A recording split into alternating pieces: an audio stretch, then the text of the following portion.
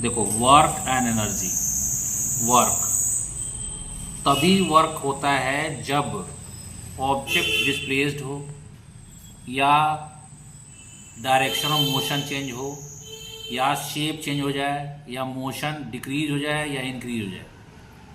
Work का formula होता है, ओरिजिनल फॉर्मूला होता है एफ एस कॉस थीटा, लेकिन कॉस थीटा नाइन्थ में नहीं यूज़ करते हम, क्योंकि फोर्स का डायरेक्शन डिस्प्लेसमेंट का डायरेक्शन सेम होता है, इसलिए सिर्फ यूज करेंगे work is equal to F S. F force है, एस डिस्प्लेसमेंट है, एफ का फोर्स का यूनिट न्यूटन है, डिस्प्लेसमेंट का यूनिट मीटर है। Cases in which work is not done, work तब नहीं होता है जब force is equal to zero हो, या डिस्प्लेसमेंट इक्वल जीरो हो, या angle between direction of force and displacement zero हो। और ये कहाँ आपको नज़र आएगा? जब सन के चारों तरफ अर्थ घूमती है तो 90 डिग्री का एंगल होता है डायरेक्शन ऑफ मोशन में और फोर्स में, इसलिए जीरो होगा वर्क। उसके बाद moon moving around the earth, zero work होगा।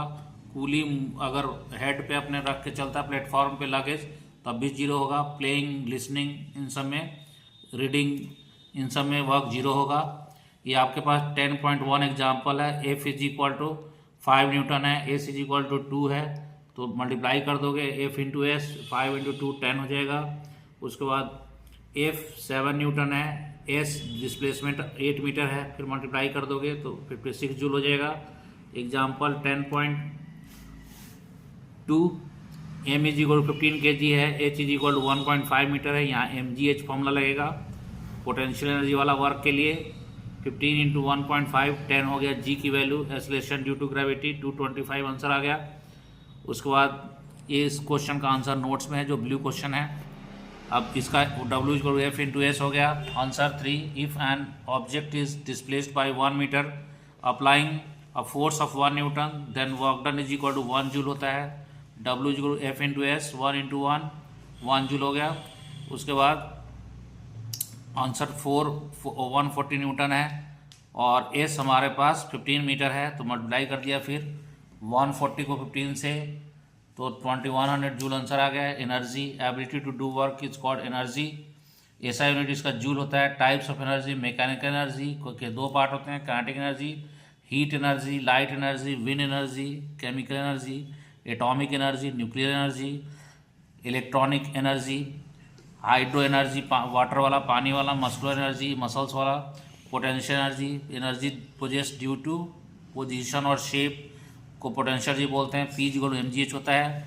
एग्जाम्पल, ऑब्जेक्ट हमारे पास, object height h from the ground है, स्ट्रेच स्प्रिंग में पोटेंशियल एनर्जी होता है, पोटेंशियल एम जी एच फॉर्मूला होता है। कैसे प्रूव होगा? प्रूव करने के लिए potential equal to m ji h prove करने के लिए पहले वर्क निकालेंगे। Work equal to F into S होता है। एफ मतलब वेट हो गया, weight of object, m g होता है, एस को एच लिख देंगे, तो potential equal to work equal to m ji h हो गया। Work done against gravity. Kinetic energy K E होता है, energy possess due to motion is called kinetic energy. Formula होता है इसका half M we square. M mass होता है, we velocity of object होता है, ऐसा यूनिट इसका जूल होता है। ऐसा unit of kinetic energy joule है। Prove that kinetic energy m we square हमने इसमें मान लेना है। Let us consider an object start from rest and attain a velocity of v after moving distance s, तो v square is equal to U square plus 2a square, U zero डाल दिया तो v square is equal to 2as हो गया। यहाँ से ये निकाल लिया v स्क्वायर पॉइंट 2s। अब work done by object kinetic energy equal to F into S, M into A into S हो गया फोर्स का फॉर्मूला। एस के लिए हम डाल देंगे इक्वेशन 1 से V square point 2s, S से एस कट गया तो एम वी स्क्वायर पॉइंट 2 है, मतलब काइनेटिक एनर्जी को हाफ एम वी स्क्वायर हो गया। अब हमारे पास एम 15 है, वी 4 मीटर पर सेकेंड है। Example 10.3, kinetic half M we square हो गया। Half M we square, V का मतलब 4 का स्क्वायर, 4 इंटू 4 कट जाएगा तो 15 टू जा 34 जा 120 हो जाएगा। M is equal to 1500 kg है। यू 30 किलोमीटर पर आवर है, तो हम चेंज कर देंगे यू वी को मीटर पर सेकंड में। उसके बाद work done is equal to change in kinetic energy half M V two square minus V one square, यहाँ से सॉल्व कर लेंगे हम। ये आ जाएगा 15620। उसके बाद आंसर ये क्वेश्चन नंबर 1 का नोट्स में 2 नोट्स में है। Question number 3 kinetic energy 25 joule हो गया, V1 5 मीटर पर सेकंड होगा। काइनेटिक एनर्जी हाफ mv² हो गया, निकाल लिया पहला काइनेटिक एनर्जी। फिर काइनेटिक एनर्जी दूसरा निकाल लिया जब डबल हो जा रहा है वेलोसिटी। अब दोनों को डिवाइड कर देंगे तो हमारा 1/4 आंसर आ गया। काइनेटिक एनर्जी इक्वल टू 25 × 4, क्योंकि पहला काइनेटिक एनर्जी दिया हुआ 25। केस 2 काइनेटिक एनर्जी कोई बात नहीं, कोई क्या चला दिया सर। कंटिन्यू कर लेना। पाँच है। हाँ, अभी आगे आंसर आ गया था। बोलो। ये चेंजिंग काइनेटिक एनर्जी निकाल लेंगे हम। V2 - V1 कर देंगे। V2 अगर आप 50/3 हो गया, 25/3 का स्क्वायर हो गया दोनों का। इसको सॉल्व करेंगे तो 156250 आ जाएगा।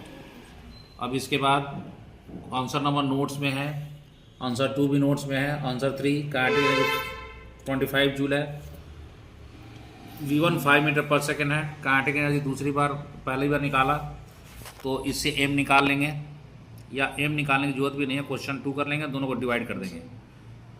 फर्स्ट को सेकंड को डिवाइड कर देंगे तो 1/4 आंसर आ गया। और काइनेटिक एनर्जी पहला वाला दिया हुआ था K2 = 25 - × 4 100 जूल हो गया। काइनेटिक एनर्जी 3, इसमें कह रहा है कि ट्रिपल कर दें तो क्या हो जाएगा, वैसे ही कर लेंगे डिवाइड करके। m = 10 kg है, h = 6 मीटर है, पोटेंशियल mgh होता है। mgh हो गया, m 10 हो गया, g हो गया 9.8 × h हो गया 6, मल्टीप्लाई करके 588 आ गया। m = 12 kg है, g = 10 मीटर पर सेकंड, पोटेंशियल एनर्जी 480 जूल है। तो h निकालना है तो mgh लगा देंगे, h डिवाइड हो जाएगा 480/12 × 10, 4 मीटर आ गया। Law of conservation of energy can neither be created nor be destroyed. Energy सिर्फ एक फॉर्म से दूसरे फॉर्म में चेंज होता है, एनर्जी डिस्ट्रॉय नहीं होता और डिस्ट्रॉय नहीं होता और क्रिएट भी नहीं होता। Dynamo mechanical energy electrical energy में कन्वर्ट करता है। Dynamo mechanical energy to electrical energy. Thermal power station में कोल एनर्जी का हीट एनर्जी चेंज होता है। काइनेटिक एनर्जी स्टीम, उससे फिर टरबाइन मूव करता है और फिर डायनेमो से इलेक्ट्रिसिटी प्रोड्यूस होती है। Power, the rate of doing work is called power. Power energy upon time होता है, वर्क अपॉन टाइम, और इसका यूनिट होता है पावर का वाट। 1 किलोवाट 1000 वाट होता है। 1 हॉर्स पावर जो 746 वाट होता है। Average power total energy upon total time होता है। Commercial unit of energy kilowatt hour होता है, और 1 किलोवाट आवर को चेंज करें तो 1 × 1000 किलो का हो गया, जूल अपॉन सेकेंड यूनिट हो गया वाट का, और 3600 काट के आ गया 3.6 × 10⁻⁶। Convert 1 kilowatt hour into joule, answer है। Law of conservation of energy को हम प्रूव करना चाहते हैं। Energy can neither be created nor be destroyed. तो हम एक ऑब्जेक्ट लेंगे जो किसी हाइट 8 से गिर रहा है, तो 8 से x गिरा है यहाँ पे, तो हम निकालेंगे टोटल एनर्जी और एट ए काइनेटिक एनर्जी पोटेंशियल एनर्जी 0 होगा, काइनेटिक एनर्जी mgh होगा, पोटेंशियल एनर्जी, तो mgh आ गया आंसर। अब दूसरी बार में हम क्या करेंगे,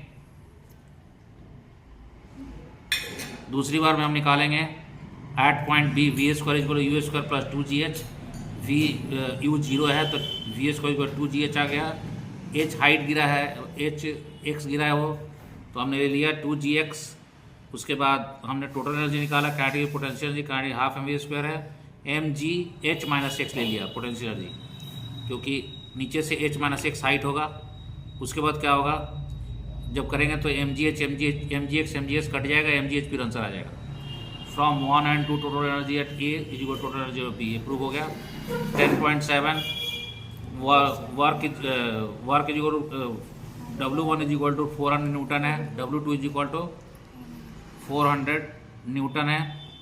from first girl work is equal to energy into mgh m हमारा हो गया 400 × 8 3200 जूल, और power is equal to work upon time 3200। ये हमारा जो न्यूटन लिखा हुआ है वर्क जूल में आएगा। वेट है ये, तो वेट mg होता है, तो वेट की जगह रखा गया है, वेट 1 वेट 2, वर्क नहीं है ये, ठीक है। From girl work is equal to energy into mgh, power is equal to work upon time 3200/5, तो ये काट के 64 वाट आ गया। ओके।